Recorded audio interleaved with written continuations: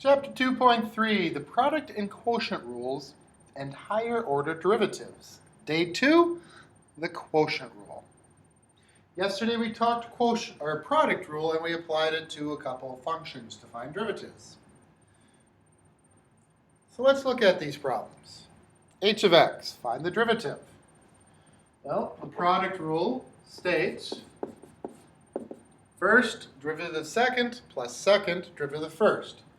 So first would be 2x plus 1. Derivative of the second would be 6x minus 5 plus the second function, 3x squared minus 5x, times the derivative of the first.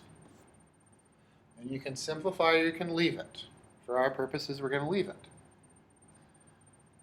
For g, same thing. G prime will be first 2x squared plus 5x times the derivative of the second. Derivative of cosine is negative sine x plus second cosine of x times the derivative of the first, 4x plus 5. For t, we need to rewrite it before we can apply any rule. Probably the simplest way is to rewrite it as a 3-on-1. 3x squared over x is 3x. 5x over x is 5. And then 7 over x is 7x to the negative 1. We could rewrite it as x to the negative 1 times 3x squared plus 5x minus 7. Anytime there's one thing in the denominator, though, it is easier to split it. And so then, when we take our t prime of x, we're going to apply power rule. 3, derivative of 5 is 0, plus 7x to the negative 2. Now, for today, we're going to look at the quotient rule. And for quotient rule, would apply indirectly to letter t of x. We could apply the quotient rule on that one. However, because it's a 3-on-1, you want to continue using old methods for it. But for ones that aren't 2-on-1s or 3-on-1s, we want to apply the quotient rule, where we have a division of functions. F of x divided by g of x. So if we have a division of functions, h of x equals f of x divided by g of x, to take our derivative, we'll do g of x times f prime of x minus f of x times g prime of x all over g of x squared. In other words, g is our bottom function, f is our top function. Or g is the denominator, f is the numerator. We'll go bottom, derivative of the top, bottom, derivative of the top minus top, derivative of the bottom, all over the bottom squared. Let's look at some examples where this is advantageous. So for example, this one. Notice how it's 2 on top and 2 on bottom. We cannot split that. So this is where it's advantageous to use the quotient rule. And the quotient rule says, or states, or is written, bottom function times the derivative of the top minus the top function times the derivative of the bottom all over the bottom function squared.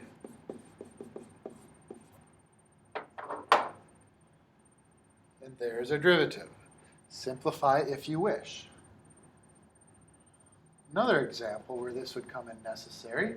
Again, we got x plus 5 on the bottom. A little rewrite is necessary before we do this. We need to change this to 3 minus x to the negative 1, so we don't have a fraction, over x plus 5. And so then the derivative with respect to x will be bottom times the derivative of the top. 3 is a constant, so it'll be x to the negative 2 minus the top times the derivative of the bottom all over the bottom function squared.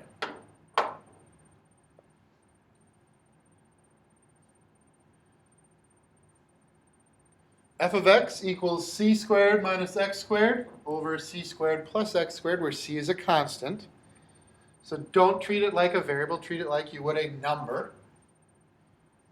If that's the case, our f prime will be bottom c squared plus x squared. Derivative of the top, since this is a constant, that'll be 0.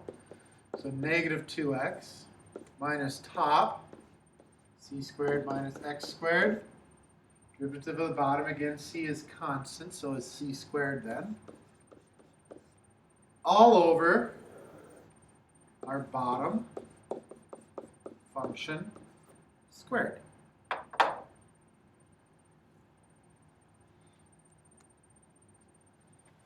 For f of x in this case, we could do a couple things. All right? Because there's a multiplication in the numerator, we could apply the quotient rule and the product rule at the same time. However, in this case, because this is an easy distribution, an easy simplification, let's simplify it.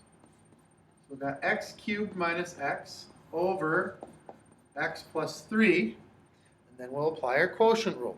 Bottom derivative of the top. So we got x plus 3 times the derivative of the top, 3x squared minus 1, minus top. Let's make my 3 look like a 3. Minus top, derivative of the bottom, all over bottom squared.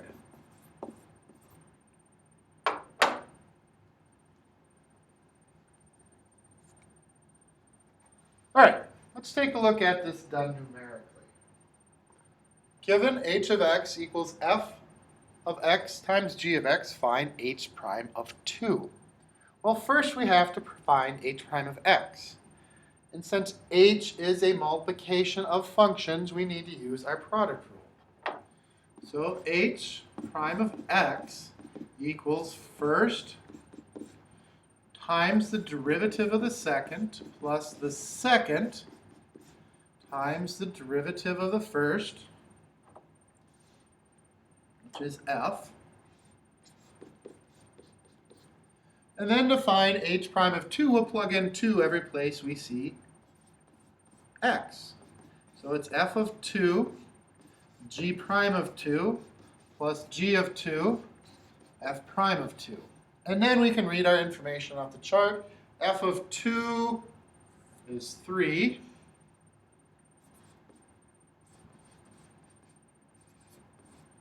G prime of 2 is 5.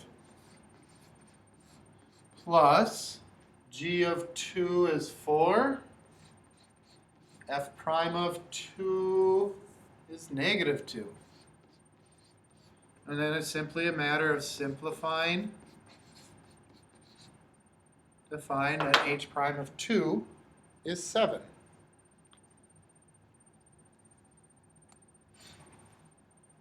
Okay, same table, I think. Just looks different numbers, looks different size. Different function. We got, this time, a quotient. Find h prime of 1. Well, same thing. We need to first find h prime of x. And we'll apply the quotient rule. We'll go bottom, derivative of the top, minus top, derivative of the bottom, all over the bottom function squared. And then we'll go ahead, we'll plug in our 1. So we got f of 1 first. F of 1 is 1 times g prime of 1, which is negative 9, minus g of 1, which is 2. F prime of 1 is 6, all over f of 1, which is 1 squared. And then it's simply a matter of Simplification. Negative 9 minus 12 is negative 21. So in conclusion, we have two new rules for derivatives. We have the product rule,